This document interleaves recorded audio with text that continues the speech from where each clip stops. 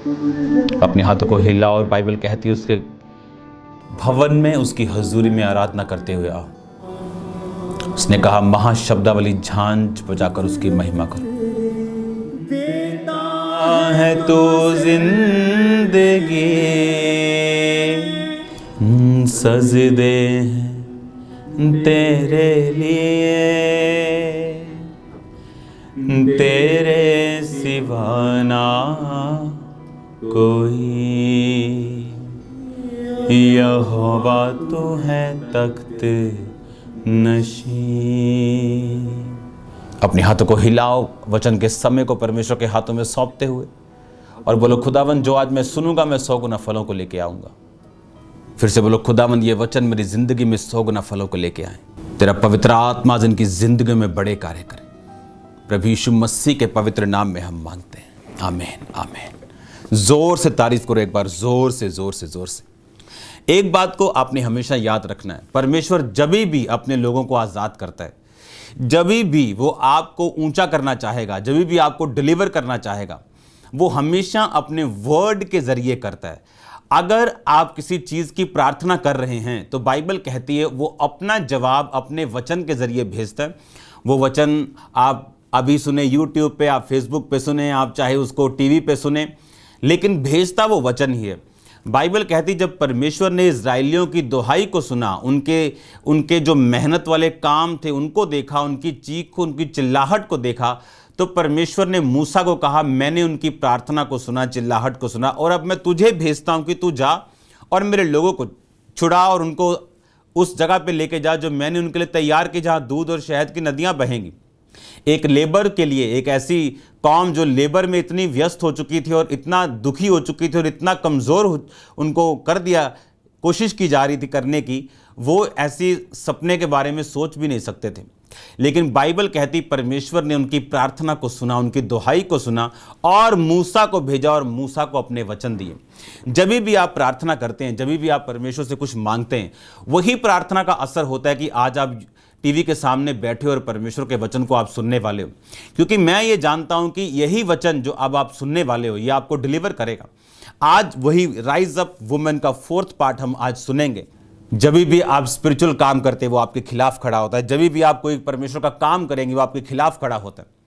लेकिन याद रखो आखिरी हंसी आप हंसने वाले हैं, वो जीत आपकी होने वाली यीशु मसीह के नाम में।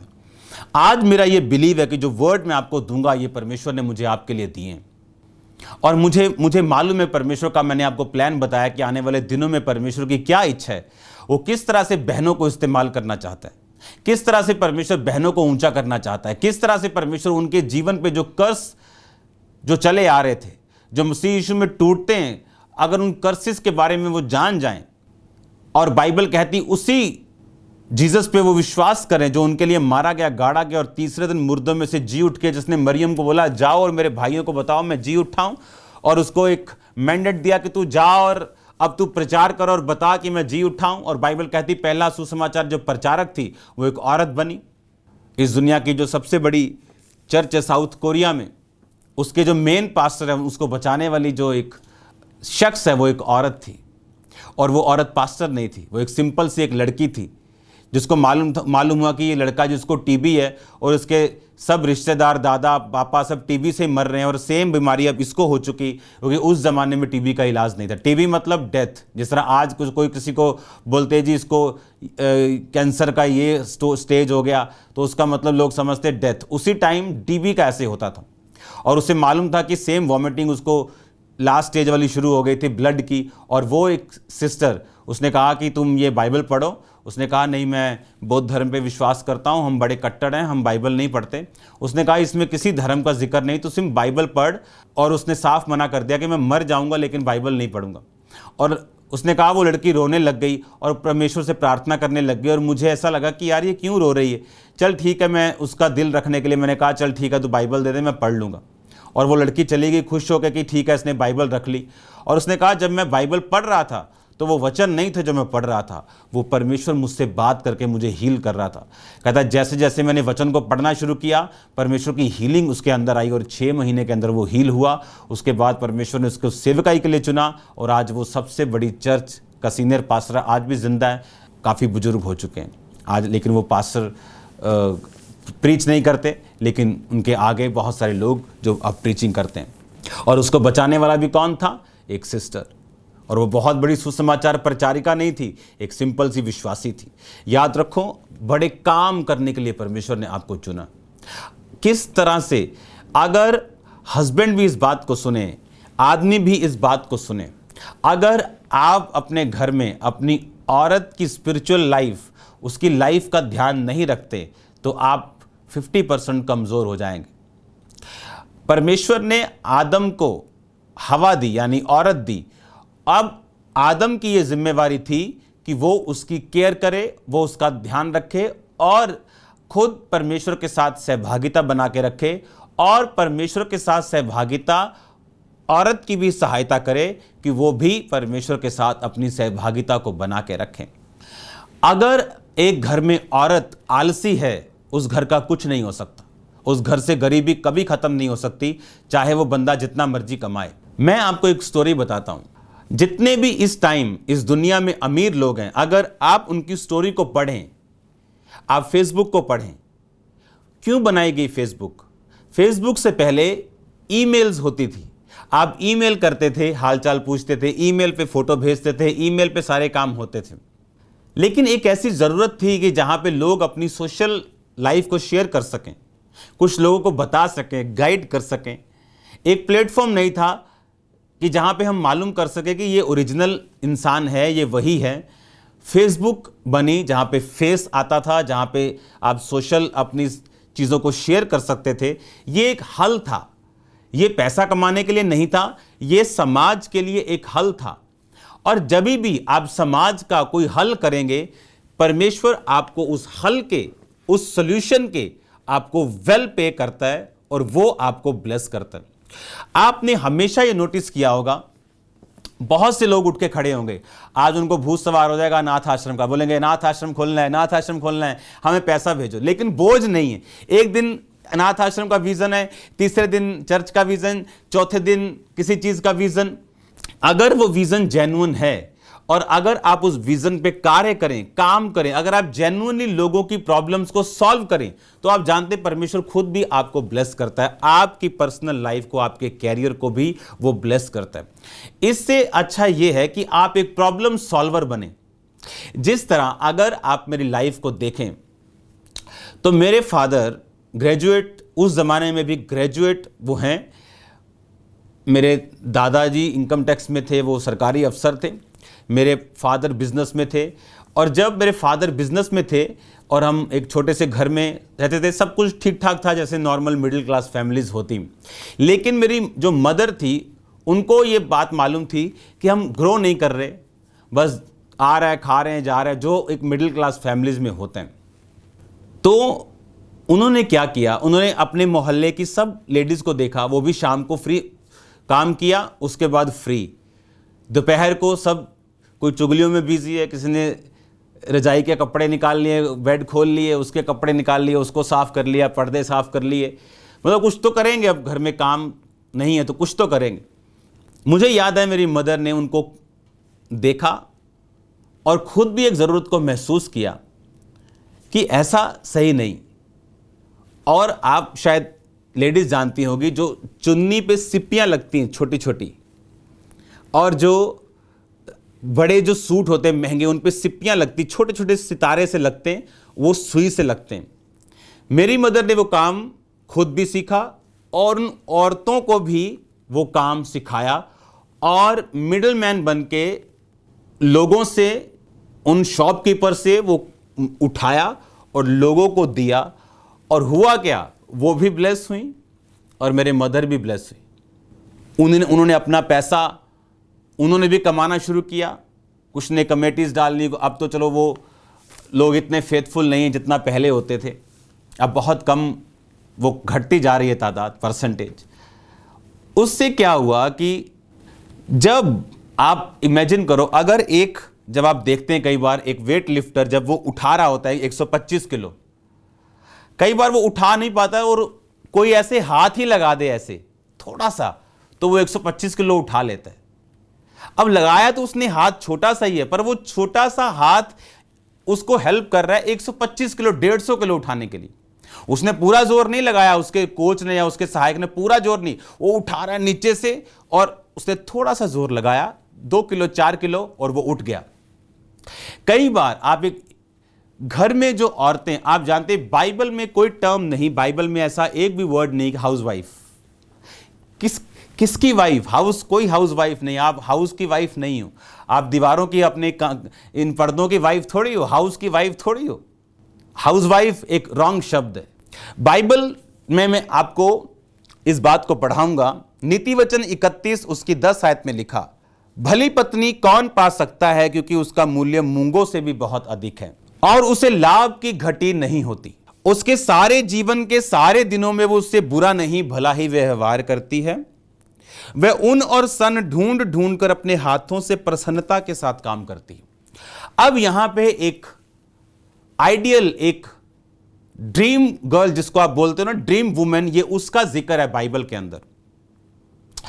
मैं आपसे ये बात कर रहा हूं, अगर एक औरत अपने घर में उसको बनाने के लिए सहायता नहीं करेगी तो यह पॉसिबल है कि वो घर कभी भी कंप्लीट ना हो।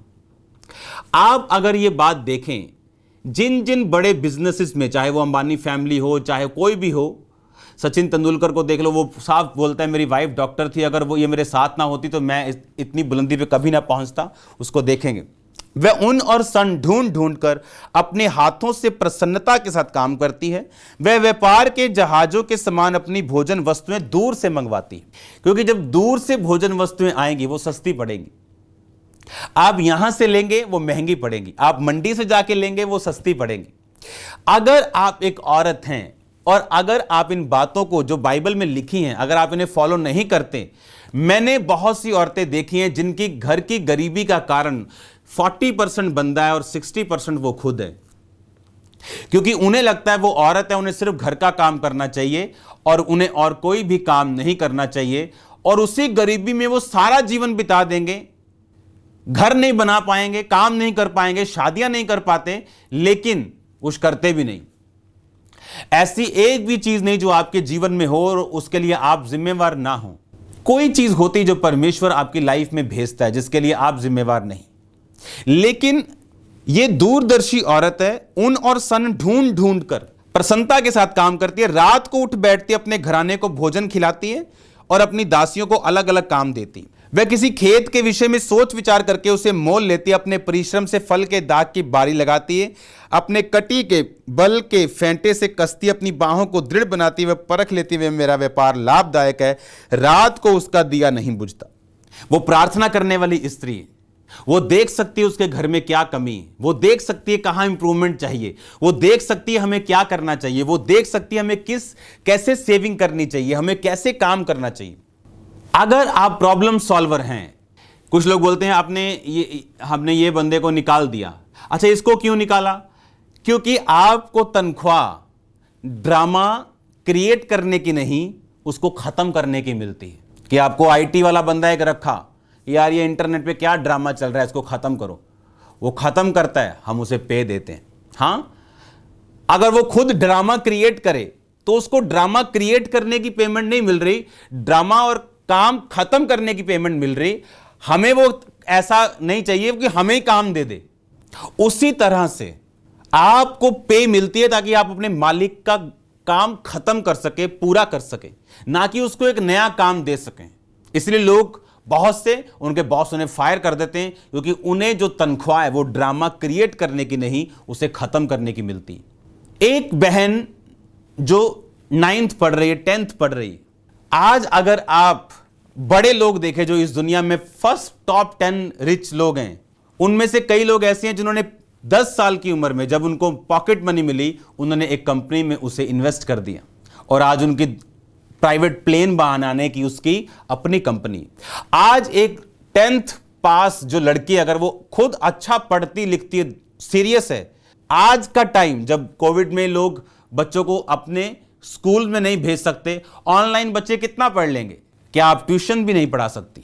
पर प्रॉब्लम आज ये है कि आज जिनको को विजन में होना चाहिए, वो विजन में नहीं। और सारा बोझ जो है वो भाइयों के ऊपर डाल दिया गया और बंदों के ऊपर डाल दिया गया। आपको इमेजिन नहीं होगा कि मोस्टली अगर आप देखें तो हार्ट अटैक से लोग मर रहे हैं जेंट्स। क्यों? क्योंकि भार जो है वो उनके ऊपर है, सोच उनके ऊपर है, बर्डन उनके ऊपर है।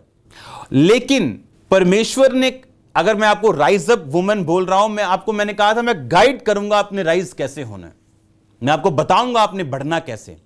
अब अगर मैं अपने आप को एक टीनेज के रूप में देखूं और अपने मोहल्ले में मैं बैठा हूं, तो मैं देखूंगा मेरे मोहल्ले में क्या प्रॉब्लम है। बच्चे स्कूल नहीं जा पा रहे कोविड के कारण, ऑनलाइन इतना नहीं रिजल्ट आ रहा, मैं उनको ट्यूशन ऑफर करूंगा, मैं आपके बच्चे को पढ़ाता हूं, उसके लिए रूम रेडी होगा, full sanitize, full mask, full ये वो सब। और मोहल्ले में लोग आप पे फेथ करते हैं, उनको मालूम है घर क्लीन है, हमें बिलीव कर सकते हैं इस घर में कोई कोविड पेशेंट नहीं। मैं आज की बात आपके लिए कर रहा हूं। और अगर 5-10 बच्चे भी आपके आए, आपको इनकम की आदत पड़ेगी। लेकिन आपके दिमाग में क्या है कि मैं जब बीए कर लूंगी मैं नौकरी ढूंढने जाऊंगी, तब आपको नौकरी नहीं मिलेगी। आपको आदत नहीं है काम करने की, आपको एक्सपीरियंस नहीं, आपका माइंड खुला हुआ नहीं। लेकिन अगर आप इन छोटी चीजों से शुरू करेंगी, आपको यह मालूम होगा कि आप वुमेन, आप एक लड़की, आप एक बहन, आप एक औरत अपनी फैमिली के लिए बिगेस्ट ब्लेसिंग बनने वाली। बंदा अगर 15,000 कमाए और औरत अगर 5 भी कमाए, वो उसका 5 उस 15 को 20 नहीं, वो 30 कर देगा और उस फैमिली को बिल्ड कर देगा। आप नोट करके देख लो। आप मेरी बात को टेस्टिमोनीज के साथ देने के लिए आओगे कि मेरा 5 जो कमाया है वो 15 की तरह काम कर रहा है, क्योंकि एक छोटी सी सपोर्ट चाहिए होती है लिफ्ट अप करने के लिए। वो औरतें नहीं जिनको उनका हस्बैंड अगर मना कर रहा है, उस हस्बैंड का काम बिल्कुल ब्लेस्ड है, वो बहुत कमा रहा है, सब कुछ ठीक है, वो चाहता है उसका घर पूरी तरह से अच्छा हो, अरेंज्ड हो, तब भी ओके है, फाइन है। ऐसा कोई भी काम आप नहीं करिए जो आपके पिता की मर्जी के खिलाफ हो या आपके हस्बैंड की मर्जी के खिलाफ हो।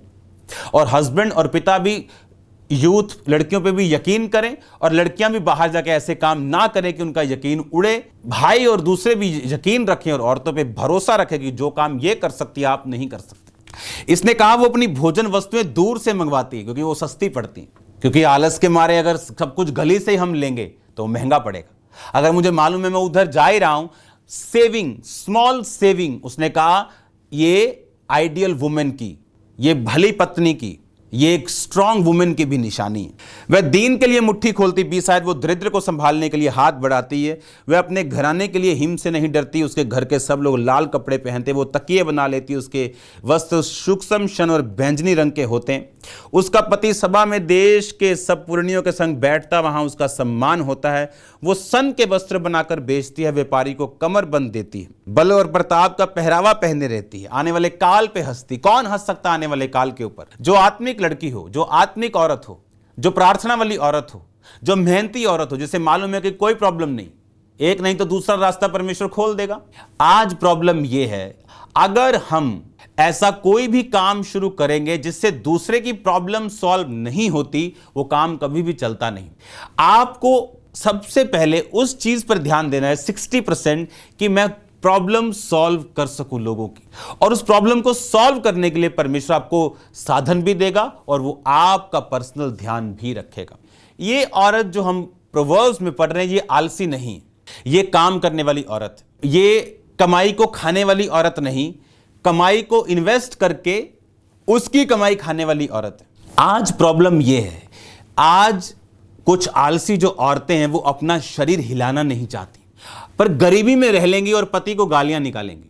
हाँ, आपको गुस्सा लगेगा, लेकिन सुनो मेरी बात, कुछ करेले कड़वे होते पर खाने जरूरी हैं। कुछ दवाइयां कड़वी, इलाज में आपको कड़वी दवाई दे रहा हूं। अगर कोई व्यक्ति बढ़ता है अपने परिवार में, कोई फाइनेंस में, कोई मिनिस्ट्री में, वो इत्तेफाक से नहीं बढ़ता, और अगर कोई नहीं बढ़ रहा, वो इत्तेफाक से ही नहीं बढ़ रहा।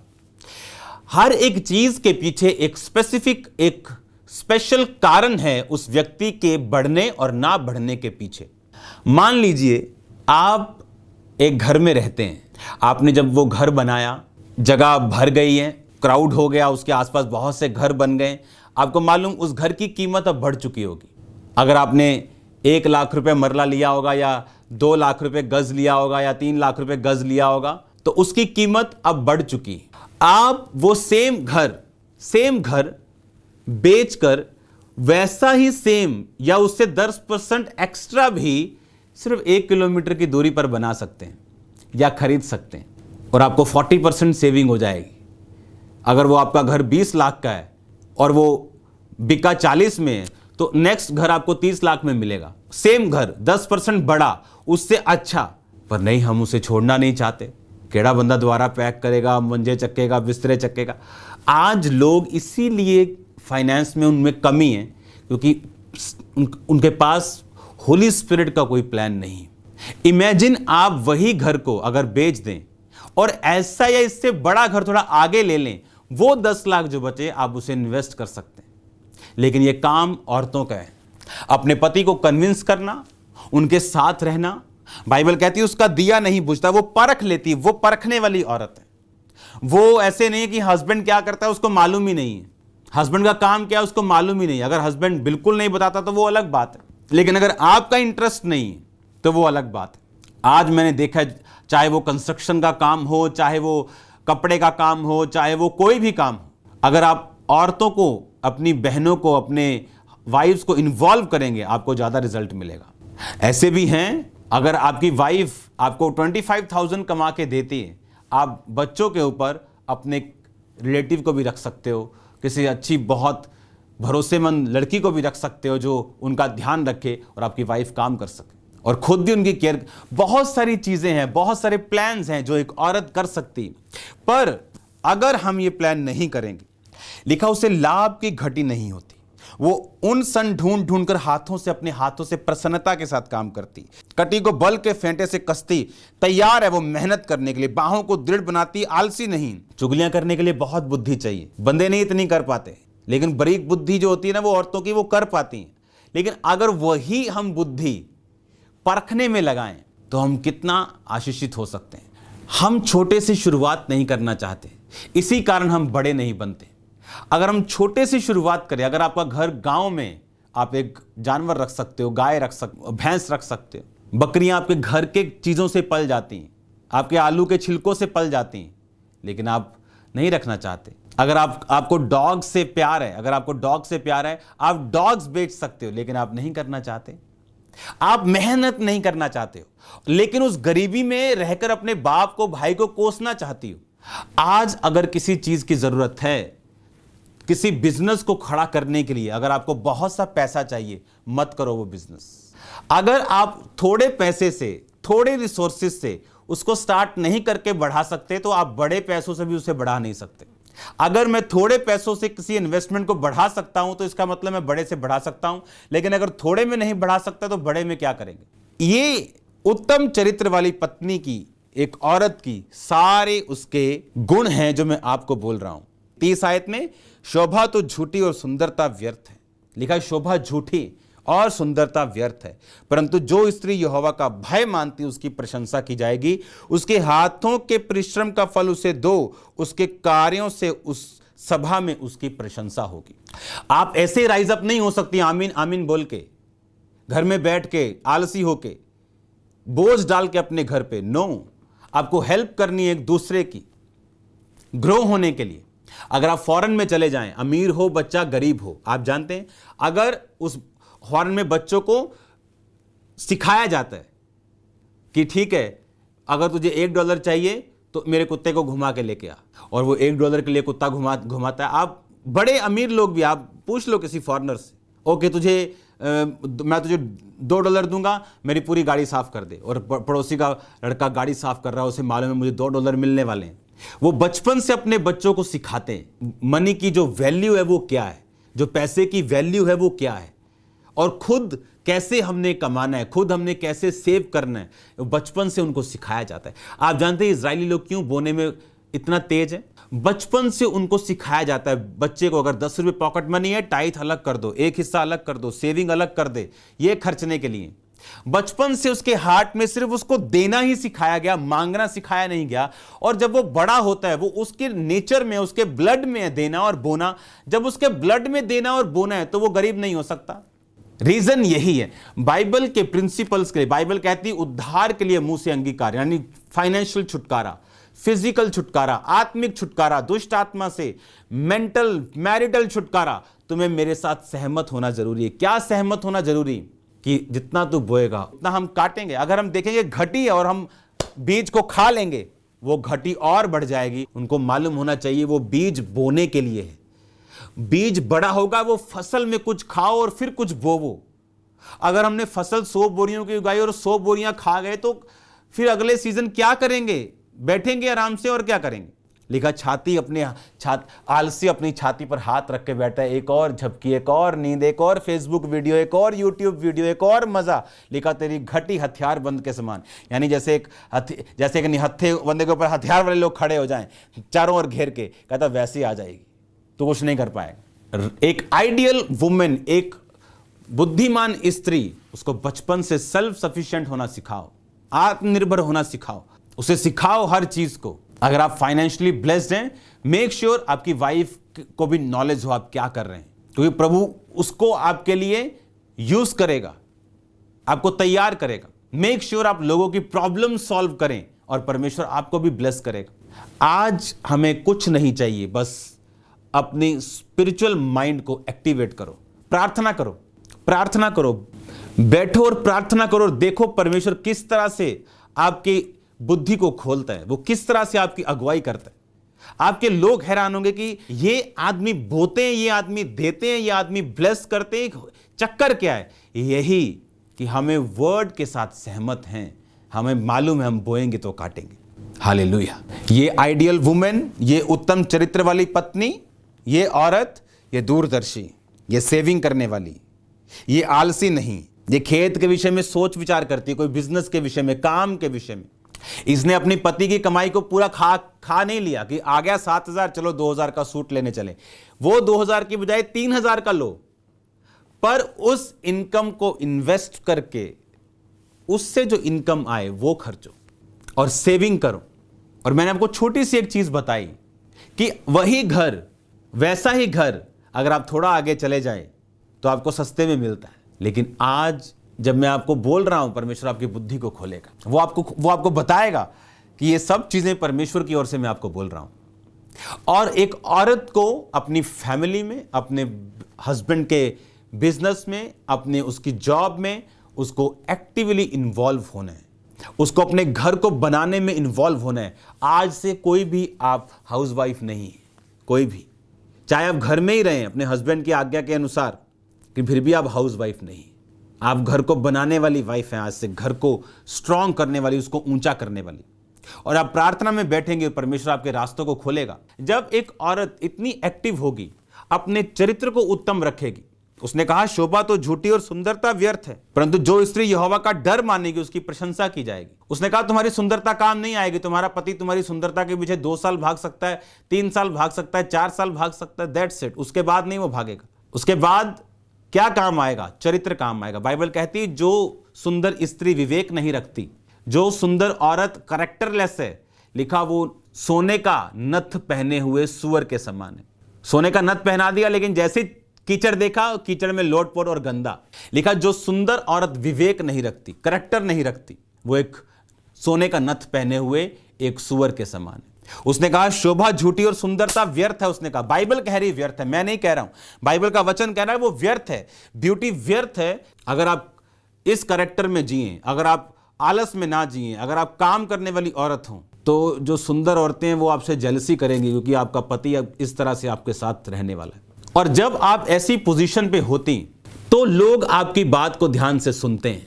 अगर आज एक सफल व्यक्ति एक सेमिनार देने के लिए आए, आप सक्सेसफुल को सुनेंगे, क्योंकि उसको मालूम है आपको सक्सेसफुल कैसे करना है। एक पास्टर जो ग्रो कर चुका उसको मालूम है ग्रोथ कैसे होती। लेकिन जो सिर्फ थ्योरी पढ़ के आया और खुद ग्रोथ नहीं और ग्रोथ का सेमिनार दे रहा है, उस सेमिनार का कोई फायदा नहीं होगा। मैं आपको बता रहा हूं। अब जब मैं आपको बता रहा हूं, जब ये औरत जिसके बारे में बाइबल बात कर रही है, अगर ये ग्रो कर जाए, अगर ये बढ़ जाए और इन्हीं चीजों में आगे बढ़ जाए, वह अपने घराने के चाल चलन को 27 आयत में लिखा, ध्यान से देखती और अपनी रोटी बिना परिश्रम नहीं खाती। वो देखती उसकी लड़की बिगड़ी तो नहीं है, वो देखती उसका लड़का बिगड़ा तो नहीं है। लेकिन आज एक औरत, अगर उसको मालूम है कि उसका बेटा 2 नंबर से पैसा नशा बेच के आधी सिलेंडर की गैस खाली करके और सिलेंडर बेच के आ रहा है, और वो औरत हाँ खा रही, उसको मालूम है क्या करें। वो अपना चाल चलन जब ध्यान से नहीं देखेगी, वो पैसा नहीं, वो गले का फंदा बन जाएगा, एक दिन वो कर्ज बन जाएगा, वही चुभेगा बाद में और आप कुछ नहीं कर पाएंगे। फिर लोग बोलेंगे इसका बेटा ऐसा या इसकी घराना ऐसा हो गया या इसके साथ ऐसा हो गया। ऐसा कुछ नहीं हुआ, वो पहले का सब कचरा था जो इकट्ठा कर लिया, अब पूरे घर से वो निकल नहीं रहा, उसकी स्मेल खत्म नहीं हो रही। कचरे को साथ साथ खत्म करते रहो। 1 महीने का कचरा आप रसोई में नहीं रख सकते, साथ साथ अपनी कमियों को खत्म करते रहो। उसने कहा वो अपने घराने के चाल चलन को ध्यान से देखती है, ध्यान से वॉच करती है, उसकी बेटी क्या कर रही। आज उसको अपनी बेटी से प्रॉब्लम नहीं, क्योंकि वो जॉब करती है, लेकिन उसको मालूम है ये कैरेक्टरलेस है, लेकिन पैसा घर में आ रहा है, बाद में वो फंदा बन जाएगा। आपको परमेश्वर के भय में रहते हुए सब कामों को करना है, कोई भी गलत काम नहीं करना। जिस जॉब में आपको कॉम्प्रोमाइज करना पड़ रहा है अपने कैरेक्टर से, या कोई आपको गलत देख रहा है या आपको गलत लीड कर रहा है या आपकी स्पिरिचुअल लाइफ कम हो रही है, 100 बार लात मार दो उस जॉब को, घर बैठ जाओ, कोई प्रॉब्लम नहीं, खुदावंद इंतजाम कर देगा आपका, और मिल जाएगी, अच्छी मिलेगी, बेटर जॉब और अच्छी मिल जाएगी। लेकिन अपने उसने कहा ये वॉचफुल है, ये देखती है, ध्यान से परखती है ये। हालेलुया। आपको लीड करना पड़ेगा, आपको अपने घराने में अपनी पोजीशन को सेट करना पड़ेगा। अगर कमांडर आपका हस्बैंड है, जैसा कि वो है, या आपका फादर है, लेकिन इसका मतलब ये नहीं कि आप सिपाही नहीं, या आप ऐसे ही घूमने फिरने आए हैं दुनिया में। आपको भी अपने घराने को ध्यान से देखना होगा, आपको भी उसी तरह से ही काम करना होगा। आज परमेश्वर चाहता है औरतें कलीसियाओं के में अगुवाई के रूप में उठें। आज परमेश्वर चाहता है वो एक बिजनेस वुमेन के रूप में उठें। आज परमेश्वर चाहता है वो अपने घराने में एक एक्टिव रोल को निभाएं।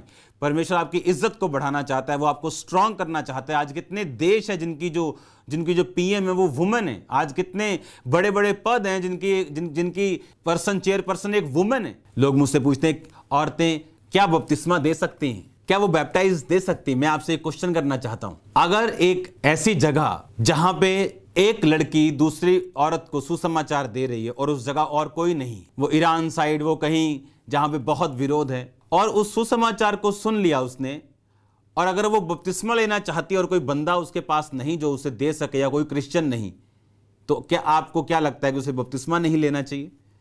वो औरत उसको 100% बपतिस्मा दे सकती है, और जरूरी नहीं वहीं पे, वो कहीं भी दे सकती है, वो आज यहां भी दे सकती है। अब इस बात के लिए अगर आप मुझसे फाइट करना चाहें तो ये आपकी मर्जी।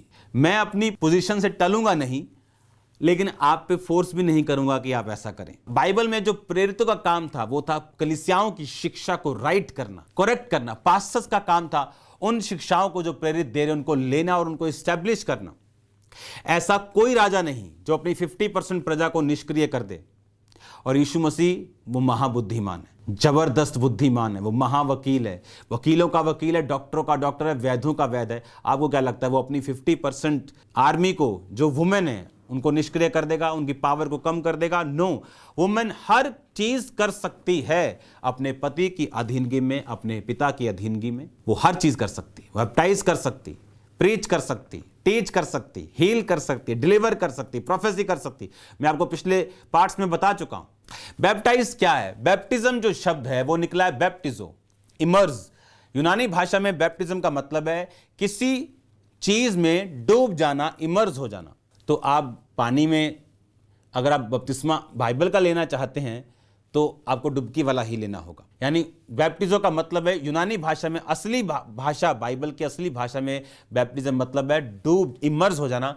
इमर्ज मतलब अगर मैंने इसको पानी में डुबोया तो इसका पूरा ये पानी में डूब जाएगा, इमर्ज होना। इसको मैं आधा पानी में या ऐसे करके मैं इसको नहीं बैप्टाइज कर सकता, जो बिब्लिकल लैंग्वेज है। याद रखो, मेरे बहुत से ऐसे दोस्त हैं जिनकी डॉक्ट्रिन अलग है और मेरी अलग है, लेकिन हम फिर भी अच्छे दोस्त हैं और बने रहेंगे, क्योंकि ये चीजें हमें जुदा नहीं कर सकती। हम परमेश्वर के प्रेम में सदा बने रहते हैं। अब पौलुस और पौलुस अलग अलग प्रचार करते थे।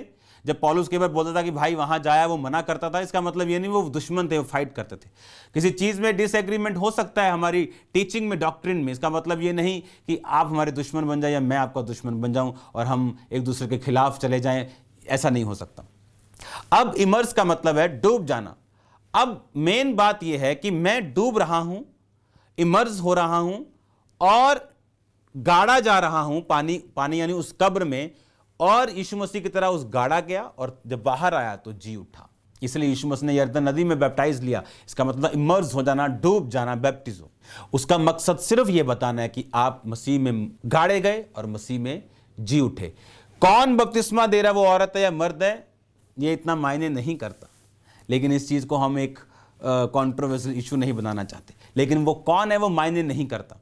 दूसरा कुरिन्थिया 8 उसकी 21 आयत में लिखा, क्योंकि जो बातें केवल प्रभु के निकट नहीं परंतु मनुष्य के निकट भी भली हैं, हम उनकी चिंता करते हैं। पौलुस ने कहा, कई बार मैं मीट नहीं खाया क्योंकि मेरे भाई को ठोकर लगती थी। उसने कहा, इससे अच्छा है कि तुम मीट ना खाओ अगर तुम्हारे भाई को ठोकर लगती है। यही रीजन है कि परमेश्वर ने आपको अधिकार दिए, पावर्स दिए, हर एक व्यक्ति की बाउंड्रीज को ठहराया। अगर परमेश्वर ने मुझे अधिकार दिए तो मैं परमेश्वर के खिलाफ चला जाऊं क्या? नहीं, मैं उसके अधीन हूं। अगर औरत को अधिकार मिले, क्या वो अपने पति के खिलाफ चली जाए?